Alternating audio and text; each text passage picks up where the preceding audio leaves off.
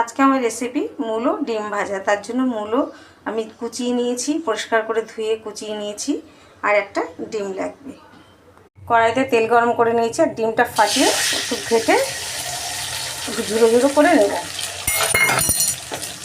এইভাবে ঝুড়ো করে নিয়ে নামিয়ে নেব। কড়াইতে আবারও তেল দিয়ে দিয়েছি, তেলটা গরম হয়ে গেছে। এখন এতে জিরে আর শুকনো লঙ্কা ফোড়ন দিলাম।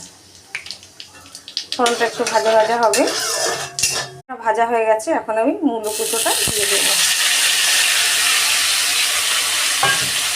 দিয়ে ভালো করে নেড়ে নেব।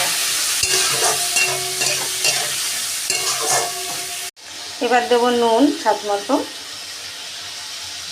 আর হলুদ গুঁড়ো। এটা কাঁচা লঙ্কারই রান্না হবে, কোনো মশলা যাবে না, নুন হলুদ দিয়ে রান্না হবে। এইভাবে নেড়ে মূলোটা সেদ্ধ হওয়ার জন্য আমি ঢেকে দেব। মূলো ভাজাটা হয়ে এসেছে, এবার আমি ওই ডিম ঝুড়োটা দিয়ে দেব। ডিমের যে ঝুড়িটা করে রেখেছিলাম সেটা আমি দিয়ে দিলাম, দিয়ে ভালো করে নেড়ে দেব। মূলো ডিম ভাজাটা হয়ে গেছে। এবার আমি দুটো কাঁচা লঙ্কা চেরা দিয়ে দেবো, অল্প একটু ধনে পাতা দিয়ে নামিয়ে দেবো। আমি চিনি দিচ্ছি না, আপনারা চিনি দিতে পারেন।